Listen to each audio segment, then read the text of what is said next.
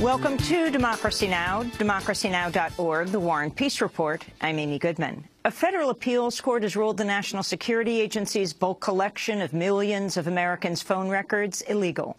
The program was exposed by NSA whistleblower Edward Snowden. The ACLU filed its lawsuit based largely on Snowden's revelations. In a unanimous decision Thursday, a three-judge panel of the Second Circuit Court of Appeals in New York called the bulk phone records collection unprecedented and unwarranted.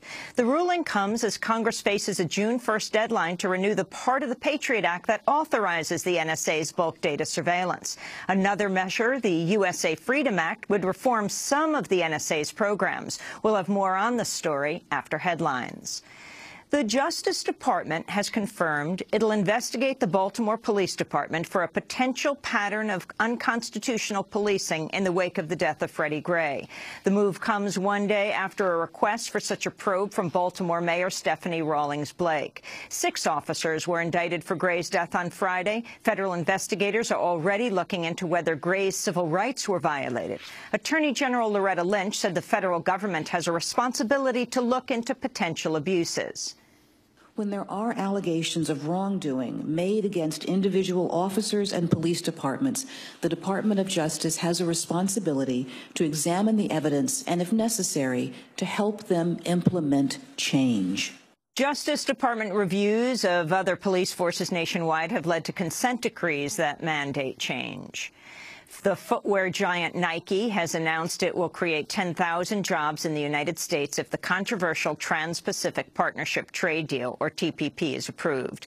The 12-nation pact would encompass 40% of the global economy and is being negotiated in secret. Critics say the deal would hurt workers, undermine regulations, and expand corporate power. Nike says the agreement would allow it to invest in U.S.-based production.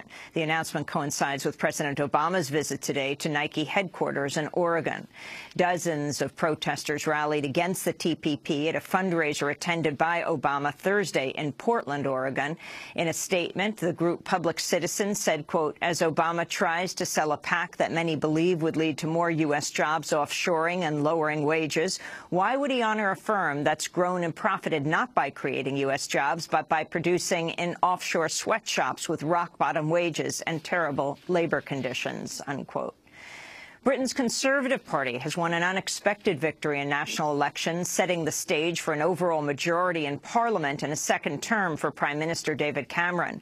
Polls had expected a tight race with the Labour Party, but Conservatives scored a series of surprising wins. Labour's Ed Miliband is widely expected to step down as the party's leader. In Scotland, the Scottish National Party won a vast majority of seats after losing a referendum on independence from Britain last year. Saudi Arabia has proposed a 5-day ceasefire in Yemen to allow for the delivery of desperately needed humanitarian aid. The Saudi kingdom says it'll only comply if Houthi rebels also accept the pause. The Saudi-led bombing campaign has helped worsen a humanitarian crisis that's left large parts of the country in dire need. Speaking during a visit to Saudi Arabia, Secretary of State John Kerry welcomed the proposal. Today, we particularly welcome a new Saudi initiative to try to bring about a peaceful resolution through the announcement of their intent to establish a full 5-day renewable ceasefire and humanitarian pause. No bombing, no shooting, no movement or repositioning of troops to achieve military advantage. Houthi sources say they expect their side to accept the ceasefire. A new report from Human Rights Watch, meanwhile, says the Houthis may have committed war crimes in the deaths of 2 women and the kidnapping of aid workers in the besieged city of Aden. The Senate has approved legislation that would give Congress a say in the final nuclear deal with Iran. The measure calls for a Senate review of a final agreement and a potential congressional vote on blocking the lifting of sanctions. Democratic Senator Ben Cardin praised the bill as a step forward. We understand that this country is stronger when we can find a way to work together, and we did. The proper role for Congress in this process. And today, we're one step closer to getting this bill done, and I believe we're closer to being able to prevent Iran from becoming a nuclear weapon state, and we would like, and our preference is to do that through the diplomatic means. And that is a much more likely result as a result of the action the United States Senate has taken today. President Obama is expected to sign the bill if the House gives final approval. Obama withdrew his opposition last month in the face of a bipartisan rebuke. The U.S. has begun training Syrian rebel fighters as part of a program aimed at confronting the self-proclaimed Islamic State. A group of around 90 rebels are training at a base in Jordan, to be followed by similar efforts in Turkey, Qatar, and Saudi Arabia. Defense Secretary Ash Carter announced the move. We're announcing today that combat training has begun for a company-sized group from the new Syrian forces. This program is critical and a complex part of our counter-ISIL efforts. We expect a second group to begin training in the next few weeks. They are being trained and equipped to fight ISIL. That is the purpose, and that is the basis upon which they're being vetted and trained. Omar Khadr, once the youngest prisoner held on terror charges at Guantanamo, has been released on bail from a Canadian prison.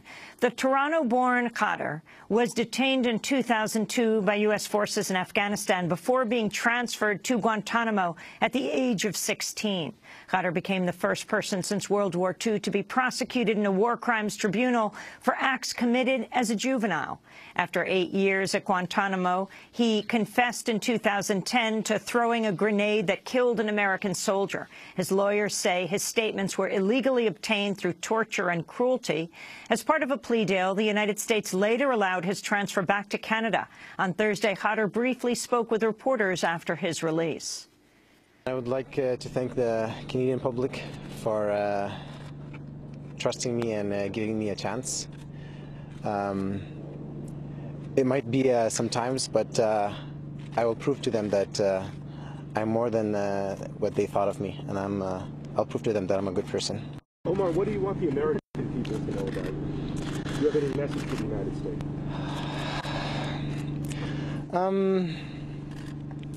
Well, I can just say that I'm sorry for the pain it might cause the families of the victims, and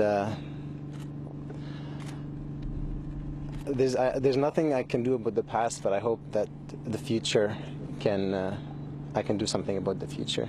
Omar Khadr will remain free while he appeals his war crimes convictions in the United States. We'll have more on the story later in the broadcast. The global level of carbon dioxide in the atmosphere has topped 400 parts per million for the longest time in recorded history.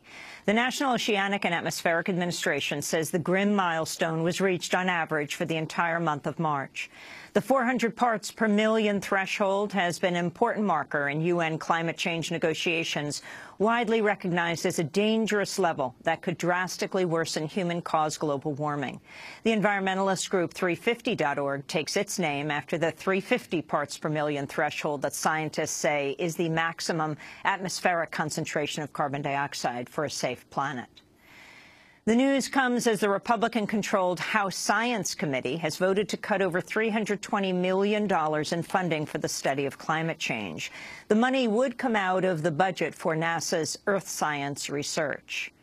New York Governor Andrew Cuomo has formally unveiled his effort to raise the pay of the state's fast food workers. On Thursday, Cuomo said he'll ask the state labor commissioner to convene a panel on increasing the fast food industry's minimum wage. Cuomo said taxpayers are subsidizing the industry's low wages through public assistance to its workers. I announced today, as the governor of the state of New York, that I want to get out of the hamburger business. I don't want the taxpayers of New York subsidizing the profits of McDonald's anymore. And this has to end. I think the fast food industry should live up to the spirit of the law and pay a minimum wage that is truly a minimum wage and a livable wage. I think this situation is a fraud. I think their profits are based on unpaid wages and unpaid employee expenses and costs that have been improperly transferred to government. And if the Republican Senate doesn't want to hear it, then I will use the power I have. And the jailed Army private Chelsea Manning has proposed legislation that would help future whistleblowers follow in her footsteps. The National Integrity and Free Speech Protection Act would amend several laws, including the Freedom of Information Act and Espionage Act, to help protect journalists and their sources. Chelsea Manning is serving a 35-year sentence for leaking U.S. government cables to WikiLeaks.